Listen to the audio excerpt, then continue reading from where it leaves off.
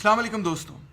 पाकिस्तान की फ़ौज पाकिस्तान की सबसे मुत्तहद, मुनज़्ज़म, नज़रियाती, ताकतवर और डिसिप्लिन्ड सियासी जमात है। ये बात मैं महज तंज़िया नहीं कह रहा, बल्कि ये वाकई हकीकत पर मबनी है। फ़ौज का एक विज़न है और उस विज़न के मुताबिक उन्होंने पाकिस्तान को पिछले 70 सालों से चलाया है।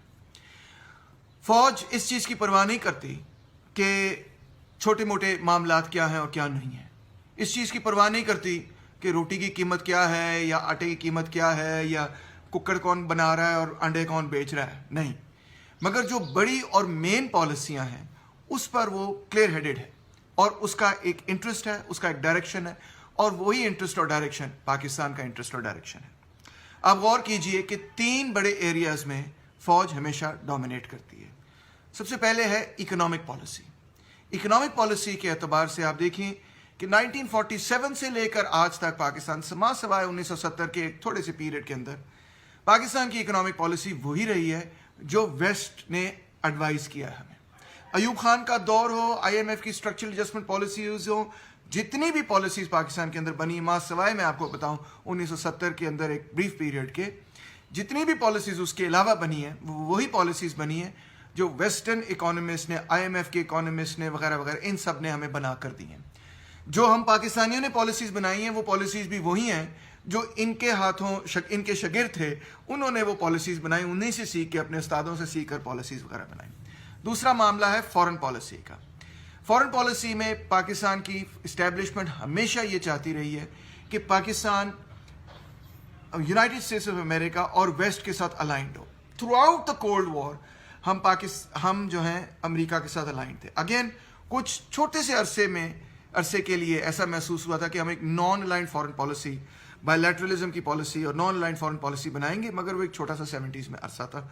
उसके अलावा फॉरेन पॉलिसी हमेशा अलाइंड रही है यूनाइटेड स्टेट्स ऑफ अमेरिका के साथ और वेस्ट के साथ। और तीसरी बात यह है कि फ़ौज के इंटरनल मामलात में फ़ौज कतई तौर पर यह बर्दाश्त नहीं करती कि कोई सिविलियन प्राइम मिनिस्टर हो या सदर हो या जो भी हो वो इंटरफेयर करे या कोई सिविलियन इदारा उनके अंदरूनी मामलात में इंटरफेयर करे, चाहे ये प्रमोशंस का मामला हो या फ़ौज के अंदर करप्शन का मामला हो या कोई भी फ़ौज के अंदर रद्दोबदल करनी हो। वैसे तो ऑस्टेंसिवली वो प्राइम मिनिस्टर को ही प्रेजेंट करते हैं कि जनाब आली ये प्रमोशंस वगैरह हैं, इनको अप्रूव वगैरह कर दें, मगर रियलिटी यही है कि वो खुद तय करते हैं कि हमने क्या करना है और क्या नहीं करना, और बाकी प्राइम मिनिस्टर हो, प्रेसिडेंट हो, पार्लियामेंट हो, उसने उसको रबर स्टैम्प करना होता है। इन 3 की एरियाज के अंदर फ़ौज बिल्कुल क्लियर है कि वो क्या चाहती है, और फ़ौज हमेशा ये समझती है कि यही पाकिस्तान के मुफाद में है। आप इसको समझें कि जैसे ये एक सड़क है, एक हाईवे है जिस पर फ़ौज जाना चाहती है। थोड़े थोड़े लोग यहाँ पे थोड़ा इधर डिविएट कर जाते हैं, उधर डिविएट कर जाते हैं, मगर फ़ौज की हमेशा ये कोशिश होती है कि लोगों को, सियासतदानों को मेरा मतलब है, इस फ्रेमवर्क के अंदर रखे।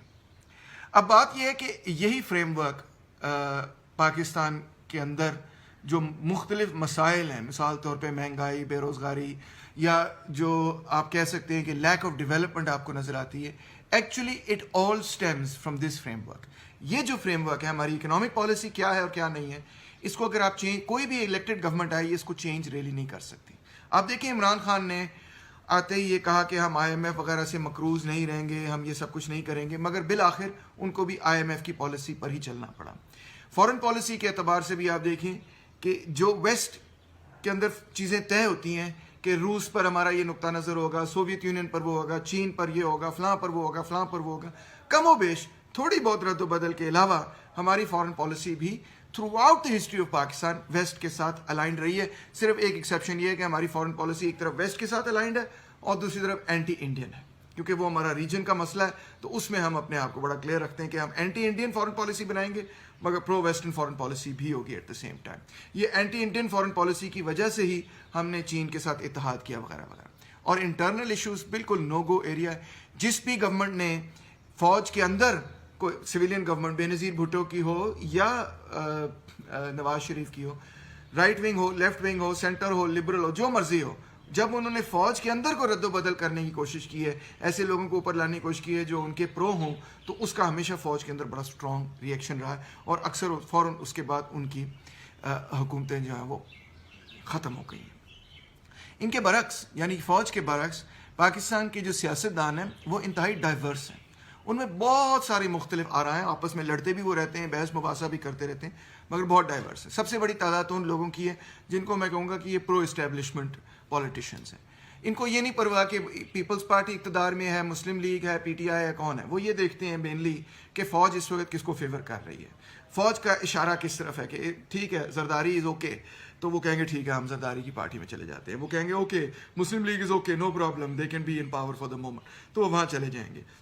اگر وہ کہتے ہیں P T I is okay, تو وہ وہاں چلے جائیں گے. یعنی کہ یہ سب سے بڑا حصہ ہے. دوسرا حصہ ہے نیشنلسٹ کا, اس میں بلوچ نیشنلسٹ بھی ہیں, سندھی نیشنلسٹ وغیرہ, پشتون نیشنلسٹ وغیرہ ہیں. یہ اکثر و بیشتر آؤٹ آف فیور رہتے ہیں, مگر کبھی کبھار فیور میں بھی آ جاتے ہیں, وہ میں بتاؤں گا آپ کو بعد میں, جس طرح اے این پی کچھ حد تک فیور میں رہی.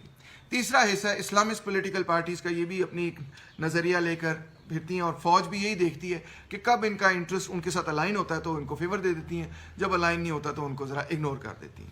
اور اسی طرح آپ دیکھتے ہیں پی ایم ایل این ہے, پیپلز پارٹی ہے, پی ٹی آئی ہے, وغیرہ وغیرہ, سیاسی پارٹیاں ہیں.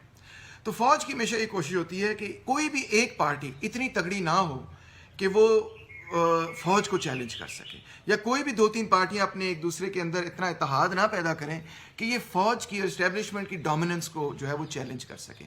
اس لیے ان کے فیور میں یہ ہے کہ یہ آپس میں تھوڑا بہت لڑتے رہیں اور تھن میجورٹی سے ہی گورنمنٹ بنے, کیونکہ تھن میجورٹی سے جب گورنمنٹ بن سکتے ہیں تو پھر آپ کنگ میکر کا رول پلے کر سکتے ہیں. آپ تھوڑا سا اپنا حصہ ادھر زور ادھر ڈال دیں یا ادھر ڈال دیں, اشارہ کر دیں, تو پرو اسٹیبلشمنٹ پولیٹیشینز ایک پارٹی سے دوسری پارٹی میں شفٹ ہو جاتے ہیں. اور جب وہ شفٹ ہو جاتے ہیں, ان کا شفٹ ہونا ہوتا ہی ہے کہ حکومت جو ہے وہ پوری کی پوری چینج ہو جاتی ہے.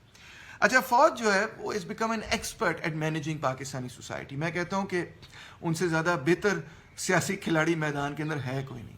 ان کو کوئی بہت زیادہ اب نہیں کرنا پڑتا. ایک زمانہ تھا کہ جب ان کو ملٹری ڈکٹیٹرشپ لگانی پڑتی تھی اور سب کچھ کرنا پڑتا تھا. اب ان کا آنکھ کا اشارہ ہی کافی ہوتا ہے. جو پرو اسٹیبلشمنٹ پولیٹیشینز ہیں وہ شفٹ کرتے ہیں, اور جب وہ شفٹ کرتے ہیں تو پوری سیاسی گیم جو ہے وہ چینج ہو جاتی ہے. اب اس کی ایگزامپلس دیکھ لیں کہ پاکستان کی تاریخ میں کس طرح سے فوج نے کبھی ایک سیاسی پارٹی کو اپنی قریب کھینچا ہے تو دوسری کو پیچھے کیا ہے, اور پھر اپوزٹ دور کے اندر انہوں نے اسی سیاسی پارٹی جس سے پہلے ان کا جو ان کے قریب تھی اس کو پیچھے دھکیلا, اور جو اپوزیشن میں تھی اس کو اپنے قریب لے آئے. یعنی کہ اس طرح سے ان کی لائلٹی کسی ایک سیاسی پارٹی کے ساتھ نہیں ہے, بلکہ وہ سیاسی پارٹیوں کو کبھی ایک کو فیور کرتے ہیں, کبھی دوسری کو فیور کرتے ہیں. اور مقصد ان کا صرف یہی ہوتا ہے کہ جب وہ ایک کو فیور یا دوسری کو فیور کرتے ہیں, ان کا مقصد یہی ہوتا ہے کہ جو فریم ورک انہوں نے طے کیا وہ اکنامک پالیسی کا, فارن پالیسی کا, اور فوج کے اندر انٹرنل معاملات کا جو فریم ورک انہوں نے طے کیا, جب ان کو محسوس ہوتا ہے کہ کوئی سویلین گورنمنٹ سیاسی پارٹی اس فریم ورک سے باہر ہو رہی تو وہ اس کو پیچھے دھکیل کے دوسرے کو لے آتے ہیں. اور جب ان کو لگتا ہے کہ یہ واپس سے باہر ہو رہا ہے, اس کو پیچھے دھکیل کے دوسرے کو لے آتے ہیں.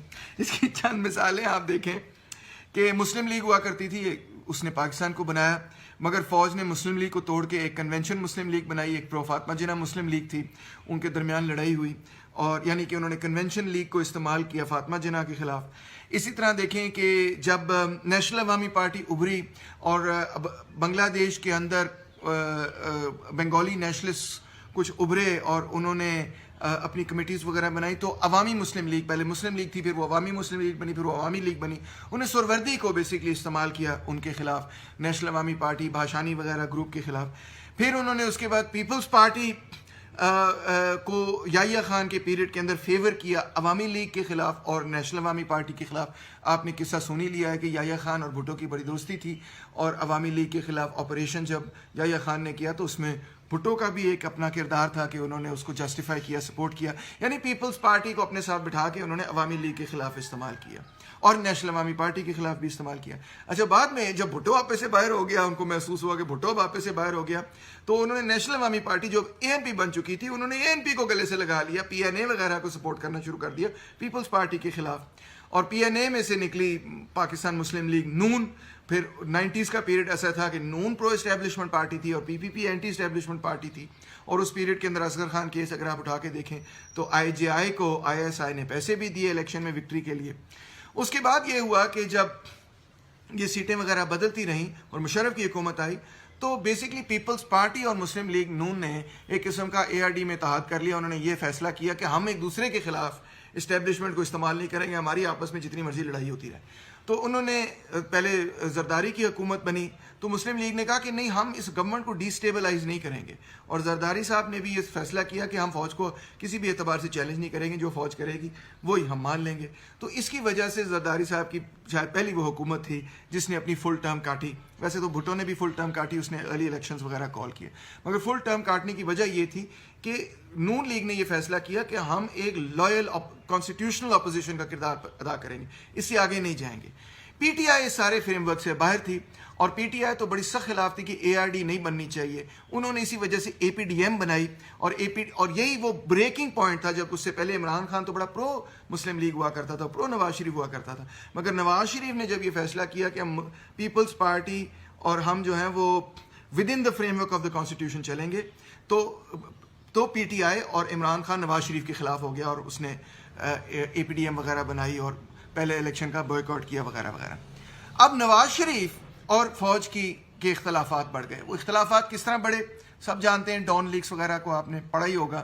وہ اختلافات اس طرح بڑھے کہ ایک تو نواز شریف اس چیز کو پریس کر رہا تھا کہ اکنامک حالات بڑے خراب ہو رہے ہیں, ہم انڈیا سے تجارت کرنا چاہتے ہیں, جس کا مطلب یہ ہے کہ کشمیر کا معاملہ جو ہے اس کو رفع دفع کیا جائے, اس کو اتنا سینٹرل پوائنٹ نہ بنایا جائے انڈیا کے خلاف, جو ہماری کشیدگی وغیرہ ہے اس کو کم کی جائے اور انڈیا کے ساتھ تجارت کھولی جائے.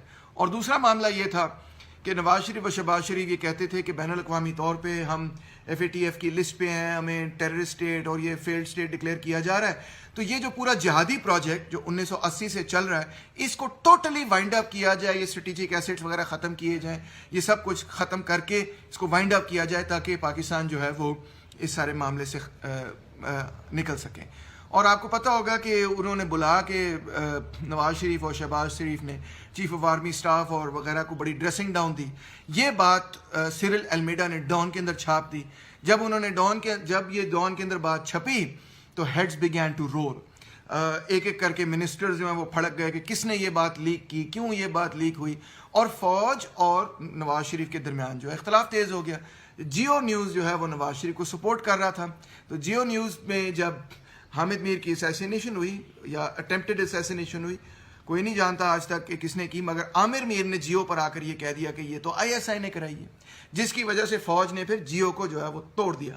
نمبر 1 چینل ہوا کرتا تھا جیو, 80% مارکیٹ شیئر پہ وہ بالکل نیچے گر گیا, اور دوسرے چینلز آگے اے آر وائی وغیرہ آگے. وہ ویسے بھی یہ چاہتے تھے, جیلس تھے جیو سے کہ بھئی یہ تو اتنی بڑی ان کے پاس میجورٹی ہے شیئرز کی, تو اب ہماری باری کہ ہم آگے آئیں. اور اس طرح سے میڈیا بھی ایک دم سے شفٹ ہوا, میڈیا لینڈسکیپ پورا شفٹ ہوا, اور جو پرو نواز شریف چینل تھے وہ پیچھے چلے گئے, اور جو پرو اسٹیبلشمنٹ چینل تھے وہ آگے آئے. اور یہی پیریڈ تھا, آپ دیکھیں کہ عمران خان نے اپنی پالیٹکس ری لانچ کی. اس نے اپنی پالیٹکس ری لانچ ہی کی بائی سیئنگ کہ میر شکیل الرحمان جو ہے نا وہ ایک غدار ہے. آپ کو یاد ہوگا اس نے وہ اسلام آباد کے اندر جلسہ کیا جس میں وہ کافنز اٹھا کے پھر رہے تھے کہ ان میں اس میں دفن کریں گے ہم جیو کو وغیرہ وغیرہ. تو یہ پرو اسٹیبلشمنٹ پالیٹکس اس نے شروع کی, جس کی وجہ سے پھر اس کو اٹھانا شروع کیا. اس کے بعد اس نے 127 دن اسلام آباد میں دھرنا دیا, اور سارے جو پرو اسٹیبلشمنٹ آپ کے میڈیا چینلز, اب لینڈسکیپ چینج ہو رہا تھا آلریڈی, انہوں نے اس دھرنے کو بڑی کوریج دی. 127 ڈیز اس کو کوریج ملی, یعنی آپ سوچیں کہ تقریباً آدھا سال اس کو ڈسپروپورشنیٹ کوریج, 4 گھنٹے. صبح میں کوئی ہوتا نہیں تھا, شام میں 3-4 ہزار لوگ اکٹھے ہو جاتے تھے, اور وہ ایک تماشا تھا. ایک ہی تقریر 127 ڈیز اس نے کی. اس سے زیادہ بڑی الیکشن کیمپین کیا کسی کا ہو سکتا تھا, یا باعث کیا ہو سکتا تھا میڈیا کا. میڈیا نے بھی اس کو اچھالا, میڈیا نے بھی اس کو جو ہے نا ٹیک اپ کیا, پیچھے سے سگنل بھی تھے, جس کی وجہ سے وہ الیکشن بھی جیت گیا. کلیئر بات ہے, آپ مجھے 127 ڈیز تمام پاکستان کے چینلز پر کوریج دے دیں تو میں آپ کو گارنٹی کر دوں گا کہ آفٹر 128 ڈے کو میں پرائم منسٹر آف پاکستان بن جاؤں گا. آپ کسی کو بھی دے دیں اتنی زیادہ ڈسپروپورشنیٹ کوریج, تو ظاہری بات ہے کہ اس کے بعد اس کی پولیٹیکل فارچونز چینج ہو جائیں گے. تو اب آپ دیکھیں کہ انہوں نے پی ٹی آئی کو بیسکلی پی پی پی اور مسلم لیگ کے خلاف استعمال کیا, اس کو ذرا اشارہ کیا, وہ اوپر آ گئے. ساتھ پی پی پی اور پی ایم ایل این کے خلاف کیس وغیرہ ہو گئے, نیب وغیرہ, یہ وہ نواز شریف کو ڈسمس کر دیا اور کرپشن چارجز. تو پھر سارا نیریٹیو ہی یہ بن گیا کہ یہ تو چور چکے ہیں جو کہ وہ ہیں, اور یہ بڑے صاف ہیں جو کہ وہ نہیں ہیں. پی ٹی آئی والے سارے صاف ہیں, نیک پاک ہیں, اور یہ سب چور چکے ہیں. ایسا تو نہیں ہے, آپ بھی اچھی طرح جانتے ہیں. اب Aleem Khan Sahab suddenly woken up and saying oh اصل میں تو بڑی کرپشن تھی پی ٹی آئی کے اندر. 3 سال سے وہ سو رہے تھے, اب ان کو یاد آ گیا کہ جی بڑی کرپشن ہو رہی ہے پی ٹی آئی کے اندر, جب ان کو پتا ہے کہ اب پاسا پلٹ گیا. اب پاسا کیوں پلٹا ہے؟ پاسا پلٹنے کی جو مین وجہ ہے وہ یہ نہیں ہے کہ امریکہ سے کوئی بڑی فنڈنگ آ گئی ہے، یہ مسئلہ ہے. اس کی مین وجہ ہے کہ فوج جو ہے وہ بڑی پریشان ہے. پریشان نہیں، مگر وہ یہ کہیں کہ اس نے جو پی ٹی آئی سے حاصل کرنا تھا وہ حاصل کر لیا. اب پی ٹی آئی اسٹیبلشمنٹ کے لیے اور فوج کے لیے بھی ایک لائبلٹی بن گئی. لائبلٹی کیوں بن گئی ہے؟ دیکھیں، پی ٹی آئی ایک ریفارم ایجنڈا کے ساتھ آئی، بہت سارے وعدے تھے، کرپشن ختم ہوگی، ویلفیئر اسٹیٹ بنے گا، ریاست مدینہ بنے گی. آپ کے سامنے کہ اس طرح کچھ بھی نہیں ہوا. کیوں نہیں ہوا؟ اس کو چینج کرنے کے لیے سب سے اہم بات یہ تھی کہ اکنامک پالیسی جو ہے وہ پی ٹی آئی ڈٹرمن کرے، الیکٹڈ ریپرزینٹیوز ڈٹرمن کرے. اور پی ٹی آئی کی یہ خواہش تھی کہ آئی ایم ایف کی پالیسی ہم نہیں مانیں گے. یہ بالکل فیکٹ ہے، فیکچوئل بات ہے. اسد عمر وغیرہ جب تک فائنانس منسٹر تھے تو وہ آئی ایم ایف کی پالیسیز کو قبول نہیں کر رہے تھے. کس نے پی ٹی آئی کو مجبور کیا کہ وہ آئی ایم ایف کی پالیسیز قبول کریں؟ اپوزیشن نے مجبور نہیں کیا. تمام اپوزیشن، جتنی بھی اپوزیشن ہے، مسلم لیگ ہے، پیپلز پارٹی ہے، اس نے اپنے دور حکومت کے اندر بھی آئی ایم ایف کی پالیسیز کو ہی اپنایا. کس نے پی ٹی آئی کو مجبور کیا؟ عوام نے مجبور نہیں کیا، غریبوں نے مجبور نہیں کیا. مجبور کیا تو افواج پاکستان نے مجبور کیا. یہ آن ریکارڈ بات ہے کہ فوج نے یہ کہا کہ وی کی ناٹ افورڈ، کہ ہمیں ملٹری ہارڈ ویئر چاہیے، ہمیں اپنی چیزیں چاہیے، ہم نے اپنی چیزیں چلانی ہیں، تو ہم یہ نہیں افورڈ کر سکتے جو آپ کرنے جا رہے ہیں. 9 مہینے سے آپ نیگوشیٹ کر رہے ہیں، آئی ایم ایف سے آپ قبول نہیں کر رہے. You have to accept that I M F کی جو شرائط ہیں، اور آگے بڑھیں، اور بہت سارا کچھ ہے کرنے کا. جب ایک دفعہ پی ٹی آئی نے آئی ایم ایف کی وہ چیزیں ایکسیپٹ کر دی آن دا سینگ آف دی آرمی، اور یہ بات میرا خیال ہے آپ اخبار اٹھا کے دیکھ لیں، آپ چیزیں اٹھا کے دیکھ لیں، فوج نے خود بھی کئی دفعہ ایڈمٹ کیا کہ ہاں، باجوہ صاحب نے خود بھی ایڈمٹ کیا کہ ہاں، ہم نے اس پہ پی ٹی آئی کو کہا کہ بھئی اس کو ایکسیپٹ کیا جائے. جب وہ لمز میں آئے تھے تو وہاں پہ بھی انہوں نے یہی بات کی تھی. تو بہرحال ایک دفعہ پی ٹی آئی نے آئی ایم ایف کی پالیسیز ایکسیپٹ کر لیں تو پی ٹی آئی کا جتنا اکنامک ریفارم ایجنڈا تھا it went out the window, ختم ہو گیا. یہ اپوزیشن نے نہیں کیا، یہ کسی اور نے نہیں کیا، یہ بیسکلی فوج نے P T I per pressure ڈالا کہ آپ اس بات کو قبول کریں. اور دوسرا معاملہ کیا بنا جس وجہ سے پی ٹی آئی اور فوج کے درمیان آپ کہہ سکتے ہیں کہ معاملات خراب ہوئے، کہ پی ٹی آئی پھر بھی کوئی تلاش کر رہی تھی کہ کسی طرح سے ہم کوئی رستہ نکالیں جس سے پاکستان کے معاشی حالات بہتر ہوں. تو انہوں نے رستہ کیا نکالا؟ انہوں نے یہ سوچا کہ رشیا اور یوکرین کے درمیان جنگ ہوئی ہے، رشیا نے یوکرین کو انویڈ کیا ہے، رشیا کے پاس بے تحاشا تیل اور گیس ہے، ہم تیل اور گیس لیتے ہیں سعودی عربیہ سے، سعودی عربیہ نے ہمیں کریڈٹس دیے ہوئے $6 بلین تیل گیس کے کریڈٹس دیے ہوئے، جس کی وجہ سے ہم سعودی عربین پالیسی کے ساتھ الائنڈ ہیں. ٹھیک ہے، ایران کے معاملے پر Iran, Pakistan, India pipeline gas وغیرہ جو ہے امریکہ کو اتنی نہیں تنگ کرتی جتنی سعودی عربیہ کو تنگ کرتی ہے. سعودی عربیہ کا مین انٹرسٹ یہ ہے کہ اس نے ایران کو ایک طرح آئسولیٹ کرنا ہے ریجن میں، اور اس مقصد کے لیے وہ پاکستان کو آئل کریڈٹس وغیرہ دیتے ہیں اور استعمال بھی کرتے ہیں. اس جھنجھڑ سے باہر نکلنے کے لیے خان صاحب نے سوچا میں روس سے تیل لے لیتا ہوں. اس وقت رشیا کو ایلائز کی بڑی ضرورت تھی. خان صاحب کے ذہن میں یہ نہیں تھا کہ رشیا ٹھیک کر رہا ہے یا غلط کر رہا ہے، کوئی نظریاتی بات نہیں تھی، یہ اکنامک کمپلشن تھی. تو وہ پیوٹن سے جا کے ملے اور انہوں نے کہا کہ ٹھیک ہے، ہم یوکرین کے معاملے پر نیوٹرل ہو جائیں گے اور آپ جو ہے ہمیں وہ تیل گیس وغیرہ دیں.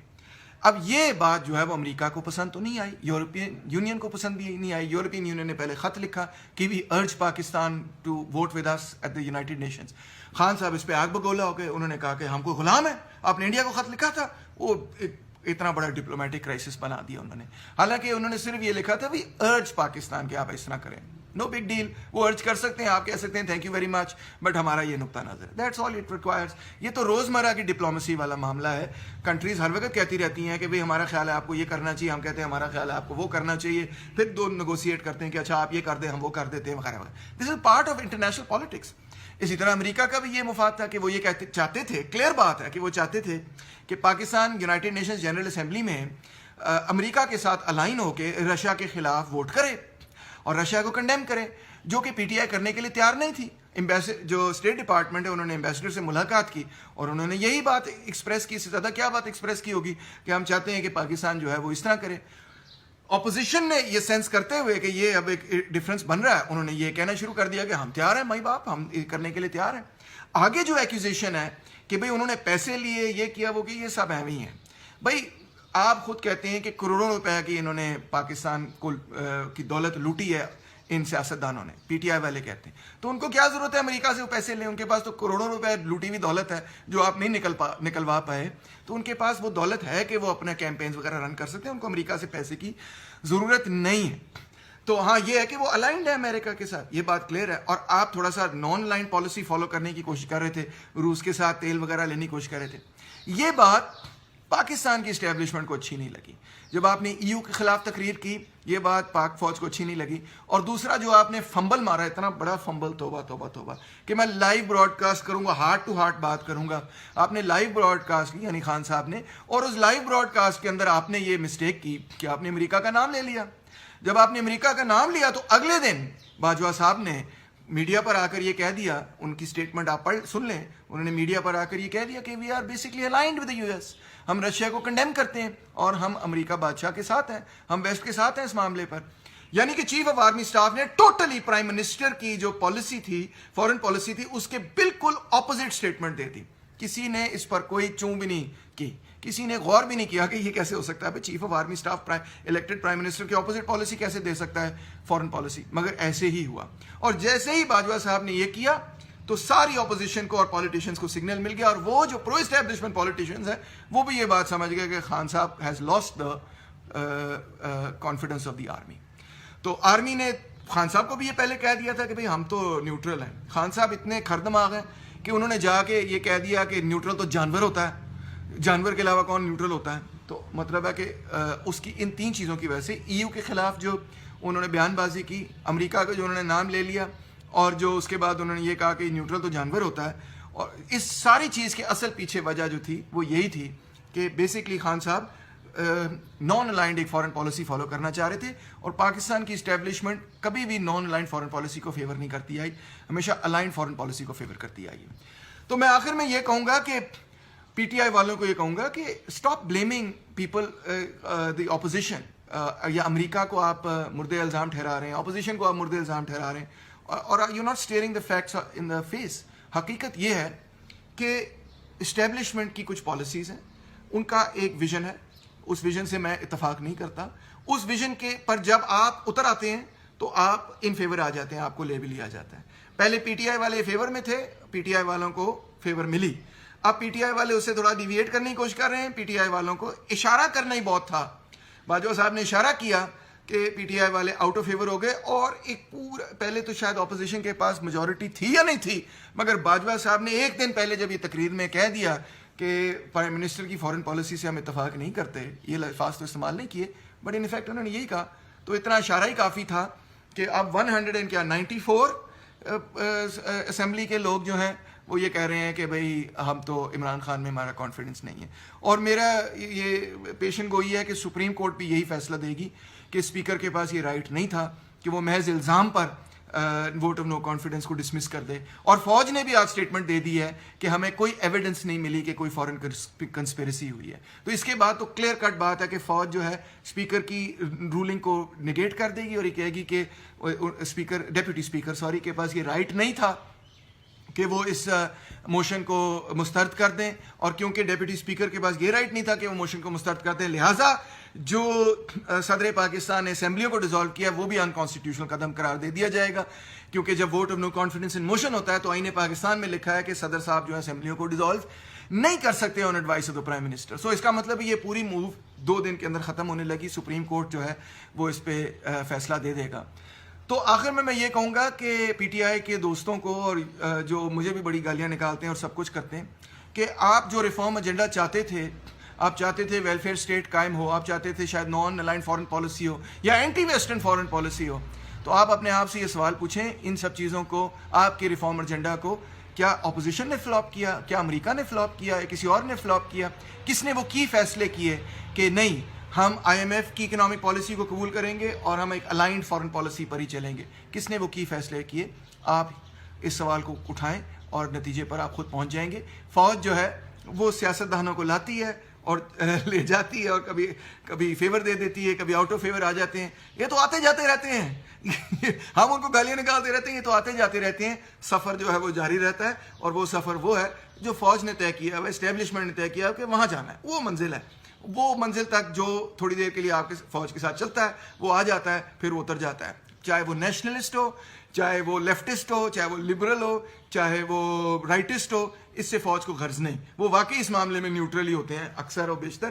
ان کو یہی ان کی جو کی پالیسی ایریاز ہیں اس پہ اگر الائنمنٹ ہے فوج کے ساتھ تو وہ آپ کو فیور دیتے ہیں. اگر اس کے پر الائنمنٹ نہیں ہے تو وہ کہتے ہیں sorry we are no longer in your favour. اور پرو اسٹیبلشمنٹ اتنے پالیٹیشینز ہیں کہ ان کا آنکھ کا اشارہ کرنا ہی کافی ہوتا ہے کہ پرو اسٹیبلشمنٹ پالیٹیشینز جن کے مفاد بھی جڑے ہوئے ہیں, جن کے کانٹریکٹس ہیں, جو نظریاتی طور پہ بھی سمجھتے ہیں کہ فوج ٹھیک کر رہی ہے, تو وہ جن کو ہم الیکٹیبلز کہتے ہیں وہ ادھر سے ادھر چھلانگ مار دیتے ہیں, ادھر سے ادھر چھلانگ مار دیتے ہیں اور وہ سیاسی پارٹی فیل ہو جاتی ہے. سو اسی لیے میں کہتا ہوں جو پہلی بات جہاں سے میں نے بات شروع کی تھی کہ پاکستان کی فوج جو ہے وہ پاکستان کی سب سے زیادہ متحد, منظم, نظریاتی, طاقتور اور ڈسپلنڈ جماعت ہے. اور ایکچولی پاکستان جس ڈائریکشن میں جا رہا ہے اور جس طرز پہ جا رہا ہے, جس سڑک پر جا رہا ہے, جس روڈ پر جا رہا ہے, جس منزل کی طرف جا رہا ہے, وہ کوئی سیاسی پارٹی طے نہیں کر رہی, وہ کوئی سویلین حکومت طے نہیں کرتی ماں سوائے کچھ عرصوں کے پاکستان کی تاریخ میں, مگر مینلی اس کے کانٹورز جو ہیں وہ اسٹیبلشمنٹ طے کرتی ہے. اور ہم تو چند دن کے یعنی سویلینز جو ہیں ہم چند دن کے مہمان ہوتے ہیں اور اسی خوش فہمی میں ہم وہ چند دن گزار دیتے ہیں کہ ہم واقعی اقتدار ہم نے سنبھال لیا. Thank you very much. امید ہے کہ میرے پہ اینٹی اسٹیٹ ہونے کا فتویٰ نہیں لگے گا, شاید لگ بھی جائے, یا مجھ پہ غداری کا فتویٰ نہیں لگے گا, شاید لگ بھی جائے, مگر ایک پولیٹیکل اینالسٹ ہونے کے اعتبار سے میں دوبارہ یہی کہوں گا کہ یہی سب سے منظم سیاسی قوت ہے پاکستان میں, افسوس سے. اور سیاستدان جو ہیں وہ منظم نہیں ہیں, سویلین پولیٹیشینز منظم نہیں ہیں, اور وہ پاکستان کا جو ڈائریکشن ہے اور جو سمت ہے اس کو طے کرنے میں کامیاب نہیں. بہت شکریہ.